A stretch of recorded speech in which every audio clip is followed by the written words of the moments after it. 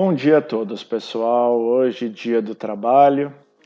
A gente vai fazer uma pequena alteração no ritmo normal dessas nossas liturgias diárias, né, do Diário Conexão Bíblica, e vai tratar especificamente desse tema trabalho. Trabalho, por óbvio, na consequência, dinheiro. Vivemos num mundo em que simplesmente não dá para viver sem ter dinheiro. Não dá. E a gente sabe perfeitamente bem o quão complicado é esse tema e agora ainda mais, né, passando por essa situação crítica de crise sanitária seguida ou concomitante com crise financeira, crise econômica. O trabalho é algo que virou um super problema.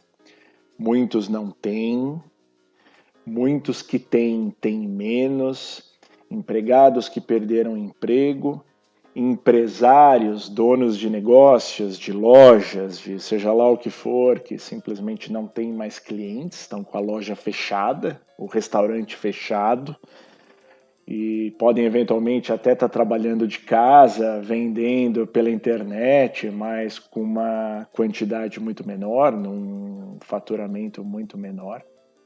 Como tratar desse assunto perante Deus? O que fazer? Como fazer? Como lidar com esse assunto? Que tipo de oração fazer a Deus? A Igreja Católica hoje, em paralelo a essa discussão, tem como um santo São José Operário. São José Operário não é nada mais, nada menos do que o próprio São José, que não é nada mais, nada menos que José, o José bíblico, pai de Jesus. A gente hoje vai quebrar um pouquinho a nossa rotina e olhar um pouquinho para esse homem e traçar aqui algumas coisas importantes para a gente refletir junto. Em primeiro lugar, pessoal, eu abri aqui a minha Bíblia, Ave Maria Online, você pode abrir aí na sua casa, em Mateus no capítulo 6. Antes da gente falar qualquer coisa, vamos ter claro o princípio. E esse é um princípio para filhos, querendo dizer, é um princípio para convertidos, é um princípio para quem realmente acredita em Jesus e tem Deus como Pai. Qualquer coisa que eu for falar aqui agora é loucura para o mundo, ninguém vai aceitar, vai todo mundo achar que eu sou louco e que é um absurdo e coisas do tipo. Mas o que eu vou falar aqui é verdade para filhos. E eu vou direto num ponto que tem que ser a base para tudo que eu for falar. Jesus, no Sermão da Montanha, falou uma frase que se aplica exatamente para o ponto em que a gente está agora. Ele falou, no contexto todo do sermão, não vos aflijais, né? Não se aflijam, não se preocupem, e não digam o que comeremos, o que beberemos, com o que nos vestiremos. Quando Jesus disse isso, ele certamente não estava cogitando um cenário em que as pessoas tinham um grande estoque de comida, um grande estoque de bebida e um grande estoque de roupas. Ele estava realmente pensando num cenário em que a preocupação era legítima. E ele fala, não se preocupe, não fique dizendo, né? Não fique perguntando o que eu vou comer, o que eu vou beber, o que eu vou vestir. E aí ele fala, são os pagãos. Quem são os pagãos nesse contexto do Sermão da Montanha? São os não filhos. São aqueles que não se converteram. Atenção! Minha mensagem, isso aqui que eu estou falando é para você cristão. É para você que acredita em Jesus e que por isso é filho. E que sendo filho tem um pai. Então ele fala, os não filhos é que se preocupam com isso tudo. Ora, o vosso Pai Celeste sabe que necessitais de tudo isso. Ele sabe. Então atenção, eu estou falando com você. Aliás, eu estou falando com você e comigo mesmo. Eu estou falando com todo mundo que nesse contexto em que a gente está agora, ou não tem, ou tem menos, ou está passando, ou vai passar por sérias questões financeiras. É para todos nós. Ah, mas um tem menos, outro tem mais, um se acomoda melhor, outro se acomoda pior. É para todos nós. E para todos nós é que Jesus está falando. O vosso Pai Celeste sabe que necessitais de tudo isso. E essa é a frase. Buscar em primeiro lugar o reino de Deus e a sua justiça, e todas estas coisas vos serão dadas em acréscimo. O maior problema dessa frase é que essa é uma frase que a gente já cansou de ouvir. E a gente já cansou de ouvir de uma tal forma que talvez a gente passe meio batido por ela e não dê valor. Eu estou aqui conclamando vocês a voltarem para essa frase e darem a ela todo o valor que ela tem. Você que é filho, atenção, eu não estou falando para o mundo. Eu não espero esse tipo de atenção do mundo. Eu espero esse tipo de atenção sua, de você que é cristão, querendo dizer você que é filho. Qual é o jeito certo de lidar com a sua angústia? Qualquer outra, tá? Mas como hoje é dia de trabalho, hoje é o dia do trabalho, qual é o jeito certo de lidar com essa angústia? O jeito certo, atenção, pessoal. Atenção. É você não se preocupar com a sua questão de trabalho. Ah, mas isso é uma fuga, isso é um jeito de gente ignorante lidar com o assunto, achar que vai cair do céu, achar que Deus vem e vai resolver todos os seus problemas, porque afinal de contas eu tenho que fazer alguma coisa, eu tenho que ir lá e trabalhar, eu tenho que mostrar atitude, eu tenho que ser proativo. Pessoal, atenção. Se esse é um assunto sério, e se esse é um assunto sério sendo tratado à luz do Espírito Santo, querendo dizer à luz do que Deus realmente quer, eu vou tratar esse assunto de um jeito como Deus realmente quer. O jeito que o mundo quer, o jeito que o mundo faz, realmente é esse. É você ser proativo e ficar preocupado e mostrar que está preocupado e atento e falando, indo e reclamando e brigando. Para tudo. Para tudo. O que Deus está falando, o que Jesus aqui está falando é justamente sobre comer, beber, vestir, querendo dizer o dinheiro do dia a dia. Pode botar aqui, pagar o plano de saúde, pagar a escola, pagar o aluguel, pagar o IPTU, pagar os funcionários da loja. Jesus vira e fala, buscar em primeiro lugar o reino e a sua justiça. E todas as outras coisas vos serão dadas em acréscimo. A gente está tendo essa conversa hoje, que é um dia por si só palpitante, mas numa circunstância incrivelmente palpitante. E eu estou dizendo isso aqui para você agora. Você cristão, você filho, a única coisa que você tem que estar preocupado agora é com a sua conversão e o seu crescimento espiritual. Ah, mas isso é fuga, isso é sei lá o quê. Pessoal, eu poderia estar falando coisas muito acolhedoras e tranquilizantes e de autoestima e reconfortantes, do tipo, não, vamos todos juntos rezar a Deus e pedir pelo trabalho. O que eu estou dizendo aqui agora para você e chamando a sua atenção, para você e para mim que estamos passando por dificuldades, é o seguinte, você vai voltar todas as suas atenções para isso que Jesus falou. Você vai buscar em primeiro lugar o reino de Deus. Querendo dizer, seu crescimento espiritual. E o correto é nem sequer se preocupar com as outras coisas, porque todas elas nos serão dadas por acréscimo.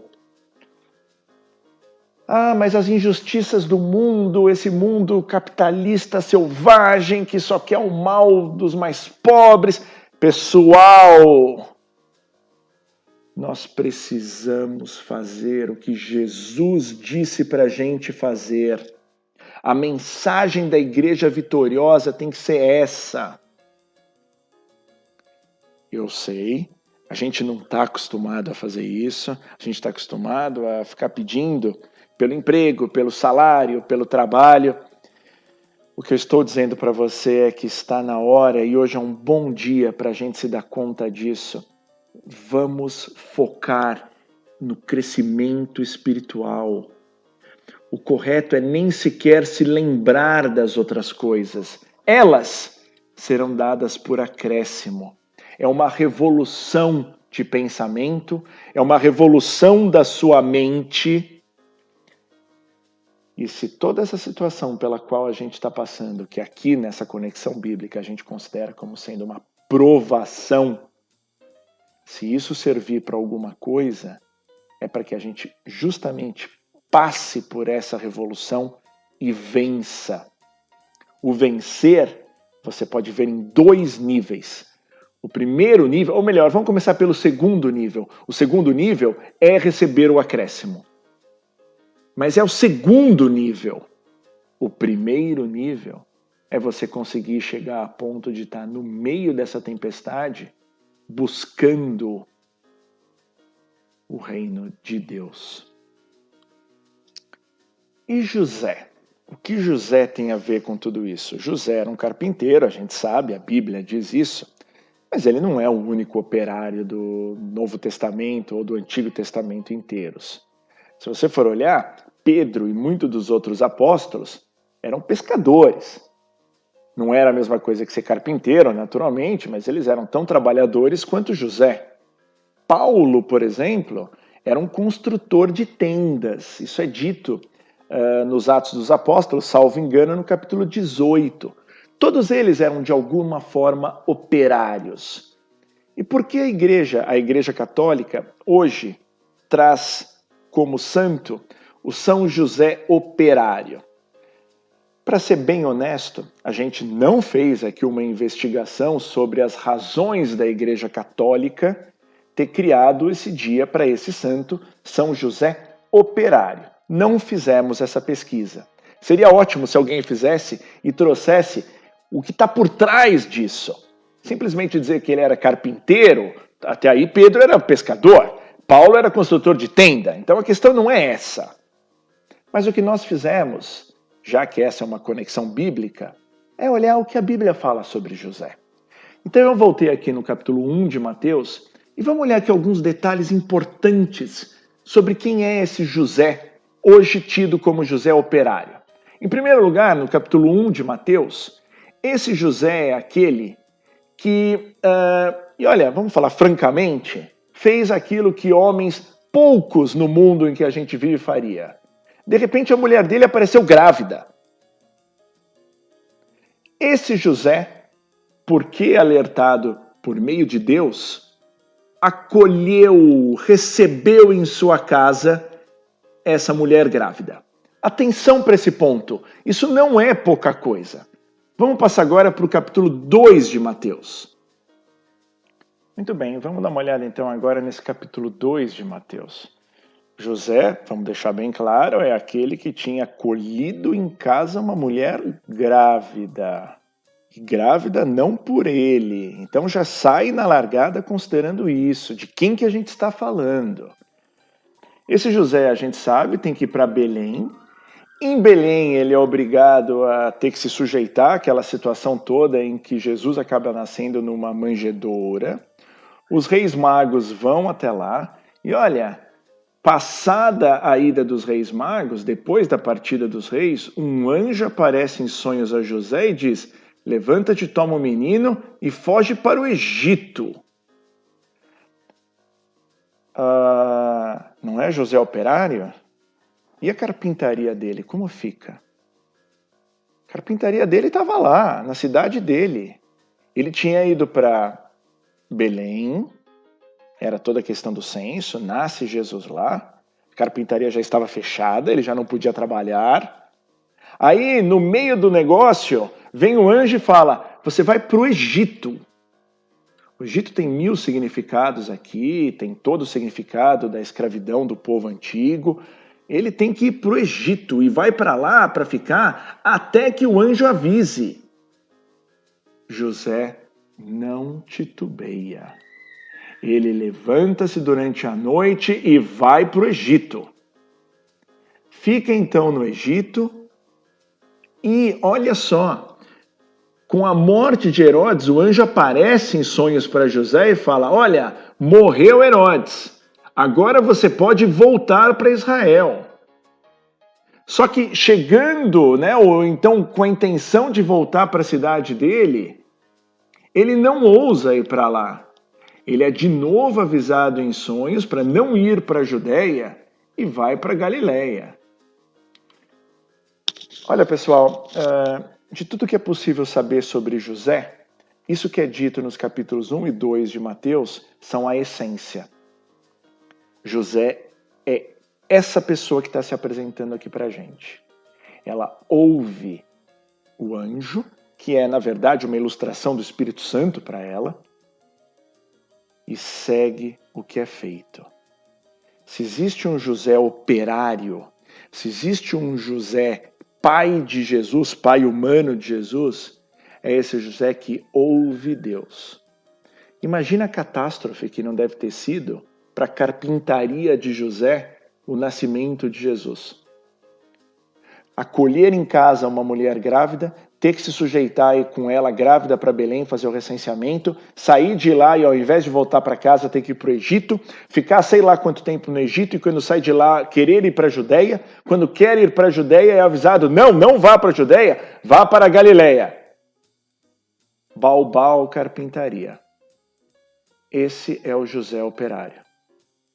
Mas saiba que esse José operário é o que dá ou viabiliza o nascimento de Jesus. E talvez ainda mais importante, esse José operário é o que aprende a ouvir Deus.